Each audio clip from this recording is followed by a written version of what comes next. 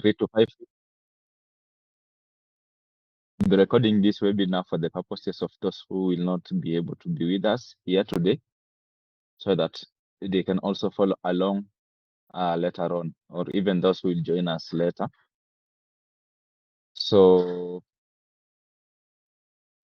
again, I'll repeat, my name is Emmanuel Madanga. I'm a digital tools trainer, and I'm also an M&E specialist, data scientist in general, but I do a few things.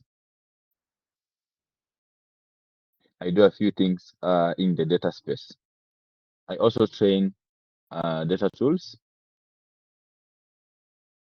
Okay, so thank you, Joseph.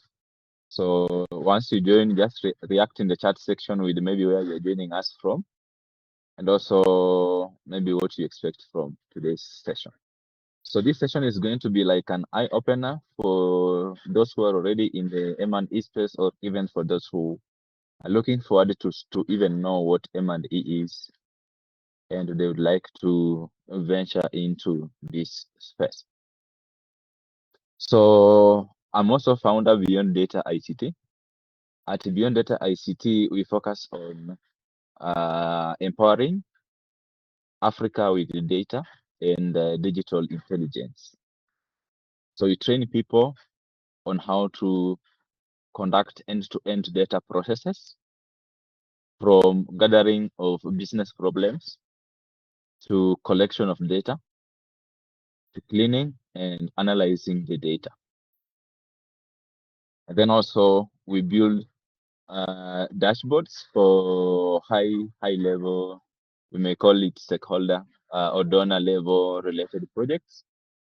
So, and then now we also do this as consultancy, and also we train people on how to dive into this space. So you can visit our website at www.beyonddataict.com. So let me go straight to our agenda of today. If you are able to see that I'm kind of sharing my screen, you can react with a thumbs up as we proceed. Okay, thank you. So as I said, today we'll be focusing on data collection for field research and monitoring and evaluation. Emmanuel Madanga is my name. My last name is Buire. I'm a data scientist, but I have worked in data analysis space for quite some time. So data science is just now beyond analysis by developing some machine learning models from the data and the AI models. So, and also serving as M&E specialist in the NGO, in the non-profit space. And also I do train digital tools. I train tools like Google Workspace. We train Zoho products. We train Odoo products. We train Microsoft Suite. Anything to do with those SaaS products, we do train. We also train, as I mentioned, we train SPSS, Stata, R, Python, SQL, all those data tools we do train. So we'll be looking at importance of data-driven decision making, and that's the reason why we are here today. And for this session, data is everything. Without assessing the impact of a particular program, we cannot tell actually if that program was really a need, or if that particular activity or if that particular event was needed to happen. And also in the space, in the data space, we are also keen on businesses leveraging data for their own growth. And that's why we call it data-driven decision making. we don't just do guesses with data, without data. We leverage on the data that we have generated quite some time to be able to forecast what might happen, and then that guide us to know which action should we take so that we avoid some unforeseen maybe risks, or we also take advantage of the situation once we are already data informed. So I feel that field research and M&E matter. Field research help us focus on getting first-hand information. Field research focuses on getting first-hand information. This involves directly collecting data. That's what field research is. This data could be coming from different sources, so we'll be looking at that in this session. While M&E help us assess the input we put in a project, like we call it an M&E framework, and M&E framework or results chain, which now involves the input, the activities, the output, the outcome, and the impact. Okay. So we'll understand the types of data and tools. We also be learning some modern field data collection methods, of which some of them we're already familiar with. And then we have how to build, of course, we'll be understanding on how to build an M&E practical data collection framework. And then we'll also look at some of the tools that we can take advantage of. And whenever you are exposed to different tools, you're likely not to know maybe which tool should I use. And so we'll also be guiding you on the choice of tools that you want to use. Now, field research, as I said, is directly getting data from the source. And this data can be used in different sectors. This data can be used in agriculture, in health, in development of projects, in business studies. It can be used in construction.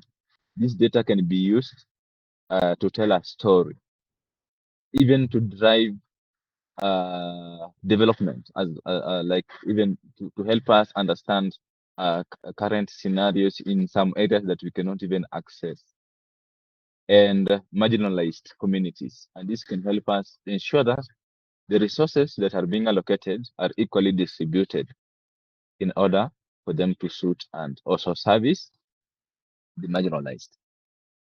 And when we say that, that means that we need to have access to accurate data and real world insights from that data. And then now, this field research could be, in most cases, maybe here in Kenya, you've seen things like census, where KNBS can conduct some data collection. You can also collect some data collection, household data collection, that's household surveys. Also, some other organizations usually conduct key informant interviews, where you can be able to visit to the key stakeholders of particular or maybe beneficiaries for particular projects. And then now from that interview, you engage with the high level stakeholders. Let's say you want to implement a project that may benefit a particular community. You need to reach out to the government institutions so that you can be able to get their own point of view. You need to reach out to the private sector, understand what is their role or what's their play. You need also to reach out to even religious communities to also find out what is their view on this particular subject. And so that's what we call informant. So just look for specific people who have influence in this particular project. Okay. So that is that. And then now we have observation and field measurements. Of course, you can also do your field research by observation. You observe the scenario. That means that maybe you are engaging or interacting with that particular community as you observe and learn from that particular community, and collect data from KPIs, which are the field key performance indicators that you are looking at. Okay. And then now you can also get some direct feedback from the beneficiaries or the participant of that particular program. So this one helps a lot because you'll be getting information directly from the source, getting on the feedback and doing some assessments to understand what are their current gaps, and this is what we call needs assessment, where you can reach out to the beneficiaries, collect their needs, interact with them, collect information about the challenges they face. Maybe, for instance, you want to conduct digital literacy program in one of the counties, maybe here in Kenya, for those who are here in Kenya. So you will of course need to reach out to that particular community, do some sampling. That's why sampling is also important. Sampling will help you know how you are likely to approach scenarios. Okay. So sampling will help you because you can't also reach out to the entire community for you to collect data, for you to have some insights on what are their needs. So you need to do some sampling. So you might use some random sampling, stratified sampling, clustering, and even focused groups in order for you to generate insights from them. And then now you can analyze that data. Of course, we'll collect different types of data, as we'll be going to see that in a few as well. Okay. So what is now monitoring and evaluation? Monitoring and evaluation, which we call M&E, contains two key parts. It contains monitoring and it contains evaluation. So monitoring helps track project activities and outputs, while evaluation helps us periodically assess the project outcomes and the impact. When you look at the M&E results chain or framework, you'll see some of these key terms: activities, output, outcome, impact. And then now, M&E together now help us measure performance by looking at the key performance indicators. And then it also helps us identify challenges early enough so that we can be able to know which action should we need to take. Also, it helps us to ensure accountability. That is obvious because when we are implementing a particular project, maybe let's say it's a donor-funded project, you need to be accountable on every stage of your project implementation or program implementation. And this, it can also help us improve the program design. Let's say maybe we are conducting a project maybe for different cohorts. Maybe during our first cohort, we collect data for now M&E and assess the impact and the outcome, and then also assess the challenges. Of course, when we roll out to the second cohort, it will be a better cohort because you'll be learning from the outcome of the previous cohort. And that's why M&E together is that important for us. So this is the M&E results chain. The input, these ones are like the resources that are put in a particular program. So the input are things like money, staff, tools, time, all resources together. They are called inputs. Activities, these are now initiatives that are being taken place in order for us to achieve a particular outcome or output, let's say, to achieve a particular output. So activities can be things like training or distribution of particular materials or even a campaign awareness. Once these activities are done, what we need to measure now is what we call an output. Output is what is produced as a result of the activity. This could be a number of people who have been trained, number of items that have been distributed, or a number of people who have been recruited as a result of the campaign. These are what we call outputs. Outcome now comes in where you look at what is the outcome. Is there a change in the behavior? Is there a change in the knowledge? Are people well equipped? And then now maybe changing the capacity. And then now when it comes to the impact, now impact looks at the long run. Long run. So impact looks at the long-term transformation.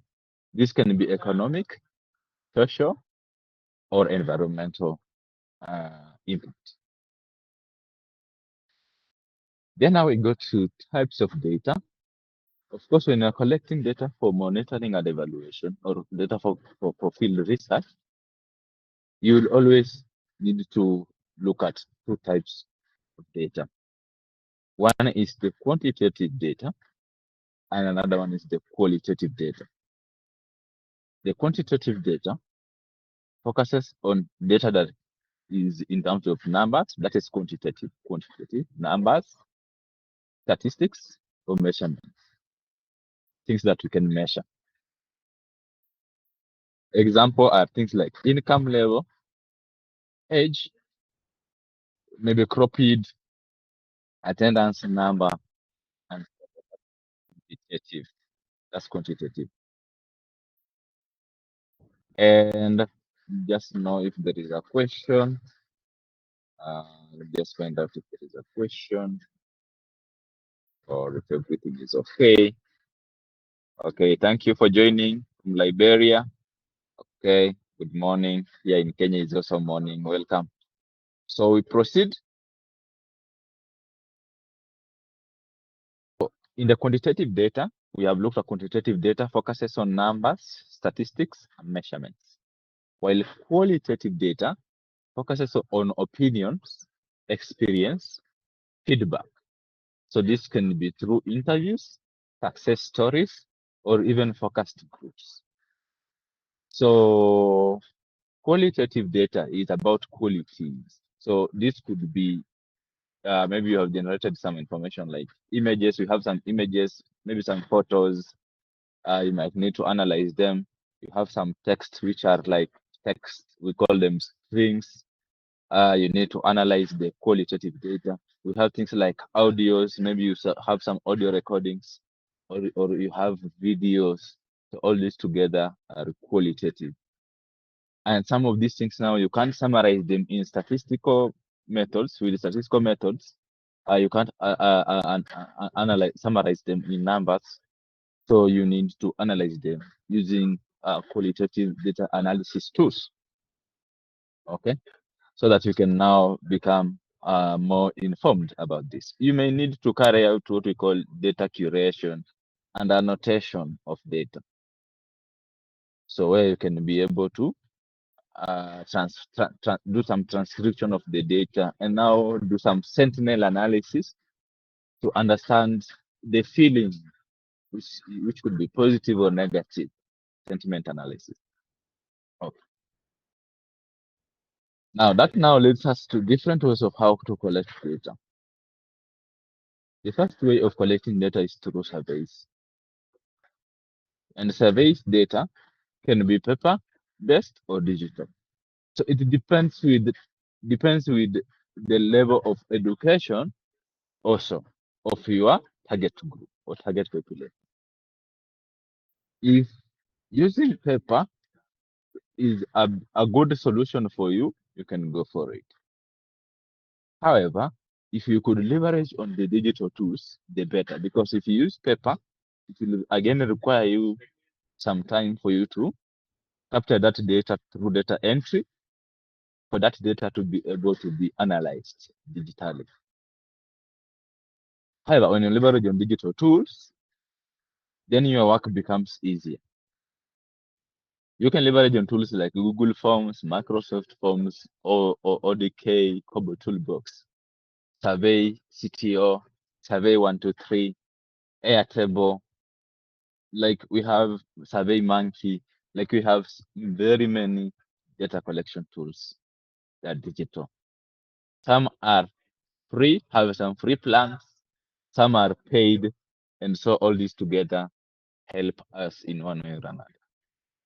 These are mainly used for structured questions. So if you have structured questions, then surveys become the best option. Next is interviews. Key informant interviews. Key informant interviews. Informants, these are people who have key influence in the project, who are not the beneficiaries. So you can perform some informant interviews with them and then collect information from them and now analyze that data independently. You can also perform in-depth interviews with the target group as well, so that they can open up even more than just structured questions that you already have, which will be like leading to something. But if you give them an opportunity for them to speak freely, then it becomes an in-depth interview. Focused group discussions, you may set different focused groups from your target population. This is like sampling. You sample a few, maybe depending on the different things you're looking at, depending on the different characteristics of what your target or KPI you're looking into, you can come up with focused groups. These focused groups will help you be able to get different perspectives in groups. So you form groups of 6 people, groups of 8, groups of 10, groups of 12 participants. They come together, you give them some activities to work on, and then maybe they do the presentation. So that can really help a lot. Facilitated conversation, this can be like a forum where you bring people together and they start having a conversation on the matter, subject matter. And then you have observation. You can also collect data through observation. Maybe let's say you go to live with a particular community for a period of, let's say, 6 months. And through this interaction with the community, you are able to look at the behavioral patterns of this particular community group, of this particular community. And by then, you'll also be taking your notes as a way of collecting data by observation, but also learning from their behavior by even living by them. And environmental assessment is also still observations where you need to be there interacting without asking questions. You just look at some things and you are able to learn by observation. And then now document reviews. This is secondary data collection, where you might be required to look at the reports, registries, and the policy documents to help you get the data you want. Again, when it comes to the secondary data, then the secondary data that now can help you, even you can look at the literature reviews of maybe previous research that has been done and see what were their outcomes. Of course, this could be a literature review that was conducted for maybe a different country or a different region. And so it might not really be the true meaning of your focused group, of your target population. I mean. So you can just use that for your knowledge so that you can have localized behavior. Of course, we come from different environment, we have different cultural beliefs, we have a lot of things that are different. So that's why we don't usually encourage just getting data online and leveraging on that data for your analysis. You need to ensure that you get data that is reliability of data. Okay. So those are some of the things I usually look at. Now, in the digital data collection tools, we have different tools here. Some we might have been already familiar with, some we might not have been familiar with before. Maybe by show of hands, how many of us have interacted with Kobo Toolbox before? How many of us have interacted with Kobo Toolbox before?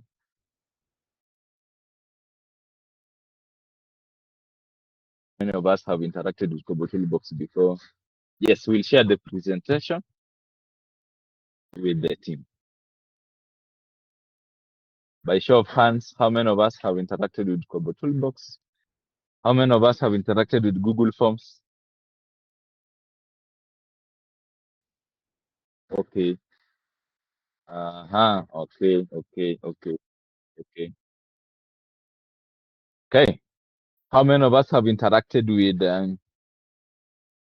Survey CTO?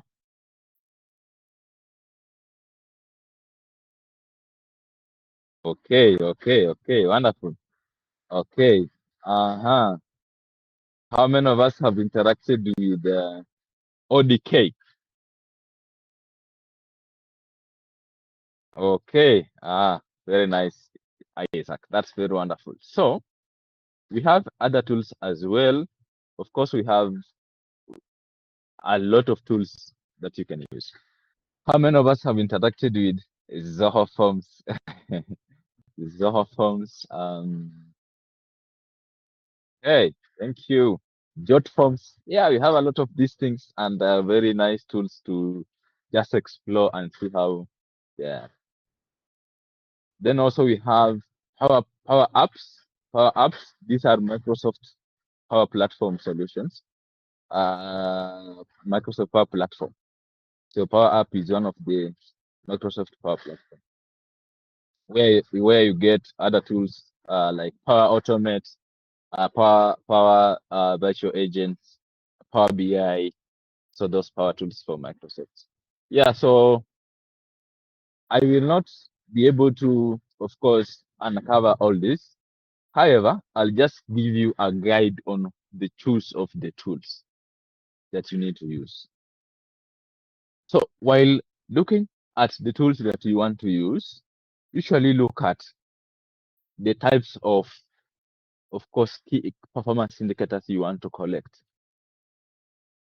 Also, the second one, look at the type of questions that you need to be collected, especially when it comes to fast data collection, fast hand data collection.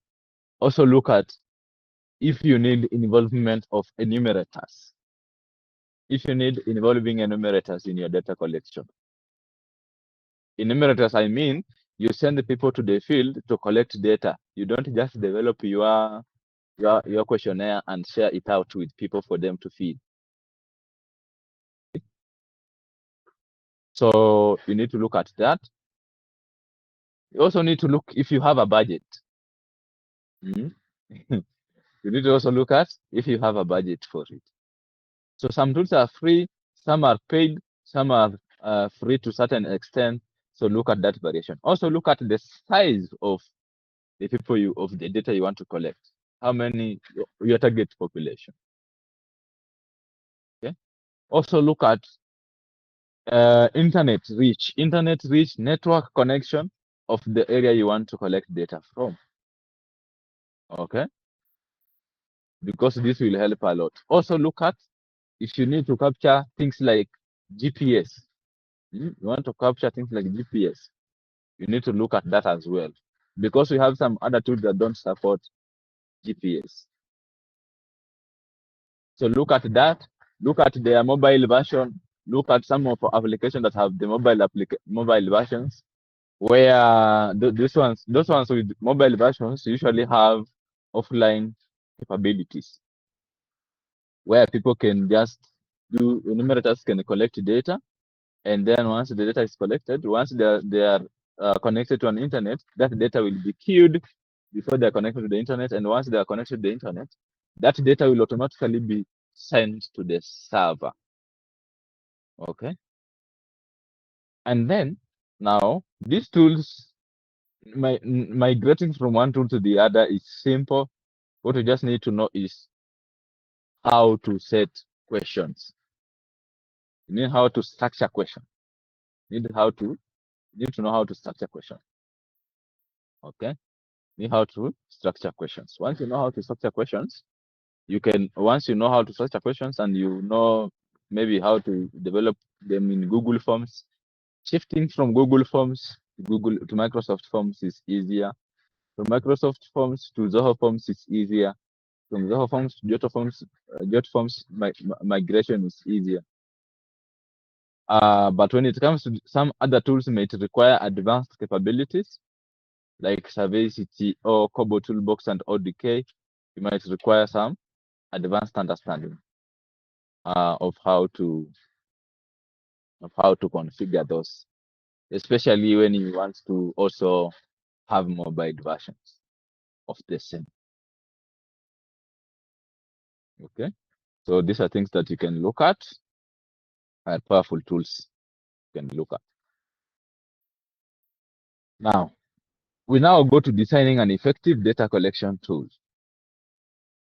So you need to start with the indicators that you need to collect. Of course, these indicators you might work with the project leads.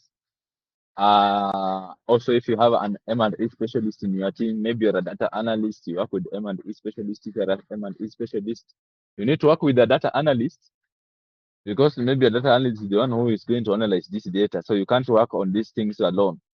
You need to involve the project lead, because these are the people who wrote proposal. They know what the donor wants, especially in the non-profit environments. So you can't just sit in a room and develop your own data collection tool without involving them. Okay. You need to avoid leading questions. You need to ensure that your questions are not as direct as such. You need to collect as clear information as possible. Let's say, for instance, if you want to collect the age of a person, it's better you collect their date of birth, and then you can compute age from date of birth. And then, because if you ask someone's age, someone will be like, why do you want to know my age?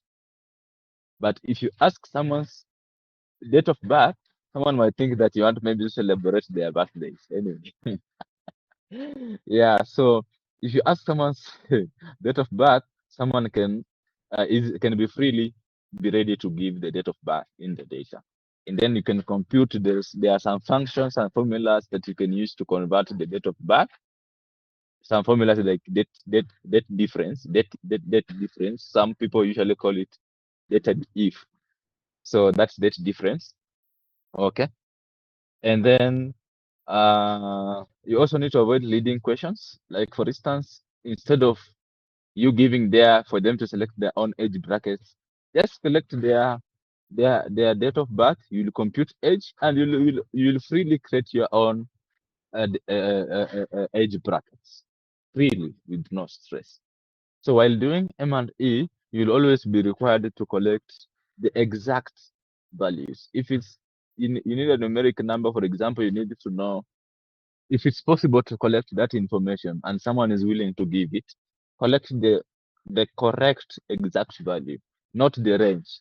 You can develop the range yourself. You can yourself develop those range, like using tools like Power Query editor in Microsoft Excel and also Power Query editor in Power BI.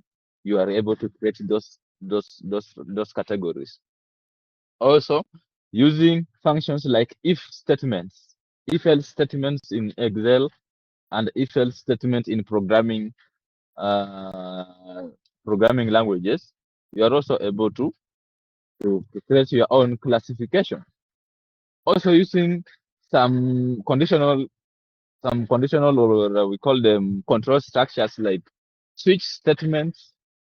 You can also use those ones for you coming up with your structured your classification. Okay, you need to also use a simple language that these people who are collecting the data are going to understand. And also, remember, if you are going to send an enumerator needs to understand the question well for them to ask maybe the beneficiary or the participant. You see now. So you need to use a simple language. Or if you are correcting directly from the participants, then that will mean you need to use the simple language that they can understand. Don't use a very big ambiguous vocabularies they will not understand and they will give wrong answers to your question. Ensure that there is a logical flow. What does logical flow mean? If you are collecting information about demographic, ensure that it's in one place. If you are collecting information about business information, ensure it's in one place. If you are collecting information about the farm practices, ensure it is in one place. If you're collecting information about documentations, attachments, ensure it is in one place. That is what we call logical flow. Don't ask me about my name, then you come ask me, is my business registered? And then you come ask me, uh, maybe you ask me about my revenue. Again, you come ask me later, what's your agenda? Again, you come and ask me my date of birth. Again, you ask me my phone number. Again, you go and ask me something else. So you need to have ensure a logical flow. That's very important. These are some turn-off. That's why we usually have low response rate. If you get that mixed up, then you expect to get a low response rate. Okay. Then we have now pilot test the tools before use. You need to pilot the tools. Yeah? You need to pilot the tools. You need to pilot the tool. What does that mean? After developing this your toolkit, you need to test it. Test it. If get some people to test with you the toolkit. Ensure that they are able to respond as you expect, like they act as users. So they respond based on what they understand from the question that you ask. Get like 5 to 10 people to help you do that. Correct some errors where they are. Things like skip logic are very critical things. Skip logic are very critical things. So ensure that if there is skip logic in your questions, you ensure that is followed. Also, the importance of piloting will help you if to know if you have some validations you need to work on. For instance, let's say you are collecting about let's say you're collecting about what was your last sale, what was your revenue in 2024, let's say like that. Then some other people will respond with, my revenue was this, and maybe you wanted these things to be in just a particular value. And again, you need to put their currency. If it's in Kenya shillings, you need to indicate it's in Kenya shillings. If it is in euros or if it's in dollars, you need to indicate that. Now, so it's very, very critical for that. And that's why you see the last point is to include skip logic and the validation. Validation is very, very important. If you are collecting email addresses, it's good to validate them that they are correct email addresses. Look at reg expressions. We have something we call reg x. Reg expressions. These are tools that we use in validation. Okay. So you can validate the email, you can validate the links, you can validate the phone number, you can validate the number if you are collecting the revenue, you can validate the revenue if it's not. Someone should not write a text and you expect number. So you can use what we call regx, regular expressions in the development. And these are capable in Google Forms, that they are available in Kobo Toolbox, in whichever data collection tool you want to use. So these ones are good things to do. Once you do this correctly, you will have ample time once the data starts streaming in. Once the data starts streaming in, you'll have easier time. Even for data analysts, we'll have an easier time. Remember, if you don't do this, then you'll spend like your 80% of your time cleaning that data. So what we usually do is to ensure that we restrict this at this level. Okay. Key components of a good questionnaire. A good questionnaire needs to have introduction and consent. You need to introduce why you are doing this, and then you need to ask for consent. People to acknowledge that they need to take part of this, and also give them some confidence, yeah, so that they can trust that you process their data for the intended purpose. Okay. So respondent information, you need to provide the respondent information.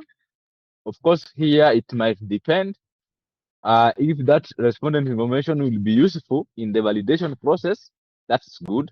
But if you need anonymity, you can assign these respondents unique identifications, okay? So that you can have some security and data privacy and data protection aspects. It depends with the, of course, the nature of the research, okay? Core thematic sections, as I said, you need to have sections. Demographic information, you need to go to business information, and so on. Thematic sections are very, very important. They ensure that someone that prepares psychologically that this section is just a particular this, and this one is a particular this, this, and this, and this. Okay. And then feedback section, you need to collect also feedback from the engagement. Of course, how was the experience with the interview, something like that. Also, enumerator need to have somewhere they can take their own notes from just whatever they observe. They need also to have ability to take some notes. They can even help you in the recommendation. Suppose you are doing a survey, like for example, for me, yeah, I've worked in the NGO space, and I have conducted, let's say, a mapping of 1,000 mango farmers in Kenya in a particular county known as Kilifi, where I sent 6 enumerators to the field to do data collection in different sub counties of that particular county. So there was also daily data streaming in. There was also daily updates that we were conducting. And also, we were asking enumerators if they can recommend this farmer of mango to be a lead farmer. A lead farmer is a farmer who other farmers can learn from. You see now. So we need a section for the enumerators to take notes. Okay? Then ethical consideration is something that you can't avoid. You need to ensure that there is informed consent, that this how this data is going to be used, confidentiality. You guarantee the participant that the data is going to be confidential. Some security level we are going to be optimized. Also, anonymity. That's what I was mentioning. Anonymity, very critical. Ethical approval of, if required, you might require to engage with maybe the county to allow you go now do your mapping. Of course, that there's that ethical approval for you to conduct that. It depends. If it's in health, you're doing research in health, there is also something you need to do in that health. Maybe you need to go and see Ministry of Education and maybe and so on. So it depends with, of course, whatever you are collecting. Of course, you need also to respect cultural norms. If you are told, maybe of course you need to understand. Maybe if let's say from Muslim brothers and sisters, they usually have maybe worshipings on Fridays, maybe it's a particular time and this time. So you can't go and force them for an interview the time they're supposed to be in worship. So it's very, very key for us to also respect some cultural norms as well. So that one's just an example, but there's other cultural norms. Data protection policies, of course, you need to guarantee the GDPR principles that are going to be followed for data protection purposes. That's very key. Okay. I'll be very quick. So in the fieldwork planning, you need to select your target population. Let's say you are collecting, you are mapping, let's say, passion fruit farmers. You are mapping passion fruit farmers. So you have maybe in particular counties, maybe you have particular regions. These are like cities. Counties in Kenya here are like cities or states in other countries. What you call. So you might have states A, B, C. Maybe you have 5 states. Then you need to know how are you going to map them. How are you going to map them? You need to now use some sampling strategies. Are you going to use clusters? Are you going to use stratified sampling? Are you going to use random sampling? Are you just going to visit, like randomly going to visit whichever farm you see, oh, this is a potential farmer, you enter there to interview them. So is that process you want to use? Or is there a cluster? Or again, when it comes here, you might even get that there are already some actors in that particular region, in whatever you want to go and research. They can help you, even if, let's say, you go even to a county or a state lead or a city lead, government, and ask for the data for these particular beneficiaries. Of course, with their consent, you'll be given data, and now your work becomes easier. You can now use that data for clustering or for stratified sampling. So it becomes easier if you leverage on just on the leadership approach. So it becomes super easier. So ensure recruitment and training. Of course, when you're recruiting, your enumerators, you need to ensure that you train them. You need to train them intensively so that they can be prepared for particular work. Also, you need to prepare them psychologically on whatever they are likely to encounter on the field. Also, on logistics preparation, you need to ensure that the toolkits are okay, their devices are okay, internet they have, bundles, transport. You have also allocated that, and also their allowance is available. So this is how you can work with field officers. Okay. So conducting field data collection. Now enumerators are on the field. Now they want to collect data. They need to introduce themselves professionally.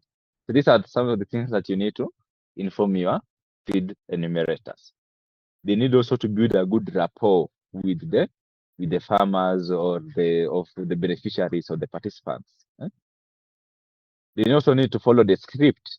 So following the script that you have already provided them, how they are going to introduce themselves, and then from there, what next? From there, what next? So that they can get lead, or else even the participant can take over and start beating stories instead of, again, now taking you diverting you from your core objective of your survey, of you going there. You need to record the data accurately. You need to handle refusal politely. You might go to a particular household and you are refused. So just move. You just move. You acknowledge and just move. Okay. And then now we have daily debrief. That's very important. Debrief is very important to check on what worked, what did not work. Okay. Also check if there were some errors. For example, if you are using some GPS and you see maybe one of your enumerator GPS is in the ocean or is in the lake, so you'll be like, "Yo, what happened here?" So of course, that's your role now as a field as a data expert, M&E expert, because you're the one who's behind the scenes. So you are monitoring everything that is going on, and then now in your daily debrief, you'll be also giving some numbers. What did this enumerator achieve in this particular in this particular in this particular engagement or this particular day, and so on. Okay, that's what we call now real-time monitoring. You need to monitor the GPS, you need to monitor data validation, as I said. You need to ensure that enumerator performance analytics is there to ensure that you give them whatever they were able to enumerate. And also you need to look at the submission timestamps. These are like the time between different submissions to ensure that actually enumerators get enough time to interact with the beneficiaries. Okay. Then then quick dashboards for supervisors. Of course, you need to develop a dashboard that will help you improve on that, and also maybe inform the supervisors who are in charge of this. And then data cleaning and analysis. Once this data comes in, you need to remove some duplicates if they are there, check some inconsistencies, handle missing values in the data, and also validate the range and logic. Also, now for analysis, you might need to conduct some pivot tables. Like in Excel, you have pivot tables. In Python, you can conduct pivot tables. In Power BI, you can also perform some pivot tables. And also you can develop some charts and dashboards from as a result. And then now you can leverage on tools like SPSS, you can leverage on tools like Stata or Python for your analysis, and also thematic coding for qualitative data. So these are like, for example, for gender, you may have one and male, one for male and 0 for female. So that's what we call dummy coding or thematic coding for qualitative data. Okay. All right. So, sorry. So M&E indicator examples. So M&E indicator examples. Of course, we have already mentioned what are the outputs. Outputs are things like numbers of farmers trained, numbers of youths reached. What are the outcomes? Outcomes are just like percentage of increase in knowledge, adoption rate of a particular practices, or so on. While the impact indicators are looking at the long term. So this is like increase in household income or reduction in disease prevalence and so on. Okay. So creating an M&E framework, this one will include, you need to look at the indicators that you need to be target to be measuring, baseline values, targets, data sources where you will get the data, data collection frequency, how frequently will you be collecting data. This is now for the project. A project must be running for 2 years or 1 year or 5 years or 8 years. So data collection frequency for you to keep track.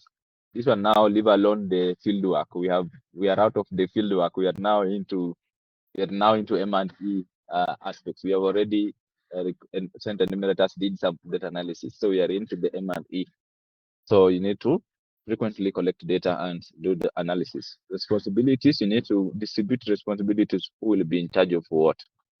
And then also tool to be used, you can decide on the tools together. Reporting and visualization, you can use dashboard tools like Power BI, Tableau, we have Google Looker Studio, we have Excel, and we have other tools that you can also leverage on. And we also have some tools usually come on with their own simple dashboard. Also, you can look at that. You can also use some simple charts for better understanding. You can use data storytelling. Of course, with the BI tools, you'll be a good data storyteller. And these are the tools that we train. So if you need to learn them, you can enroll in our programs. And then you can also look at things that show trends and insights and recommendations as well. Okay. Also, challenges are common. Challenges are there. So poor internet, poor network. That's why you need to leverage on tools that can work for both online and offline capabilities. Untrained enumerators is a problem. Enumerators need to be trained. Inconsistent data, you need to ensure that you have a daily debrief to check on that, sort that out. Low response rates, you need to ensure that there's a mechanism for you to handle low response rates. Some low response rates might be handled by incentives. Incentives could be, if you do this, then you can get access to this particular program. It's just like when I want to do a survey on digital literacy for a particular program that I have, then my incentive could be, when you respond to this particular survey, you will get access to one of our courses for free. So incentive doesn't really need to be money to say. So something like that. And then poor data quality, data need to be high quality for you to reveal insights from that data. Okay. Then offline tools, you need to leverage on offline tools. These are like solutions to the poor internet. Field training, you need to train your enumerators. Pilot testing, to ensure that there is no inconsistency in data. Inconsistency in data is what I said.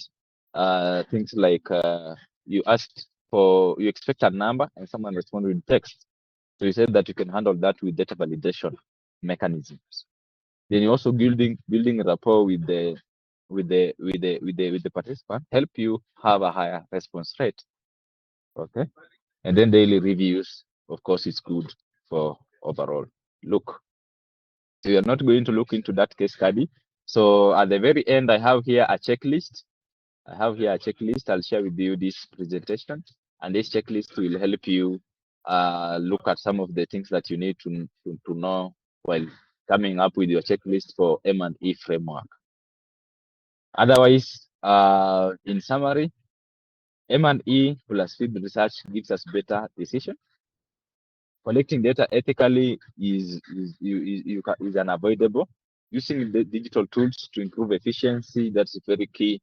Cleaning and analyzing data properly boosts your confidence in reporting and also building strong reporting dashboards. Otherwise, Thank you so much for giving me this session to take you through this. So we usually train these tools. So if you need to learn how to do data collection, if you just need to learn how to do M&A in general, if you want to learn data analysis, if you want to learn that dashboard development, you can visit our website or you can directly reach out to me. I'll share my phone number in the chat section so that you can be able to to connect. Unless there is a question from us, and I can see we didn't even take the 2 hours time. Unless there's a question. Any question?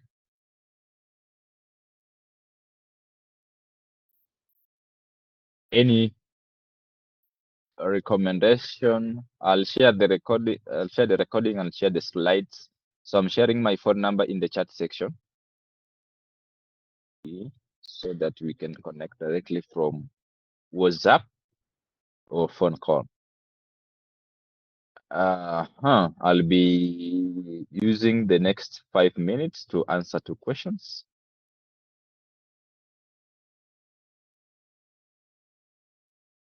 Any?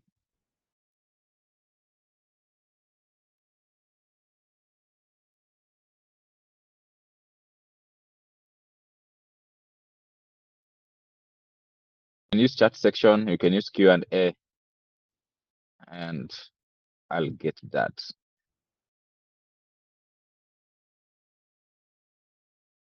Very great.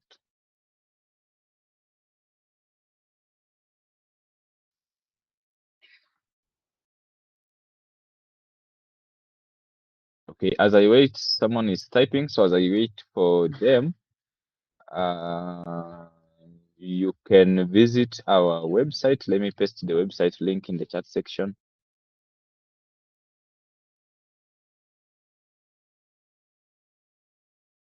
So we have a January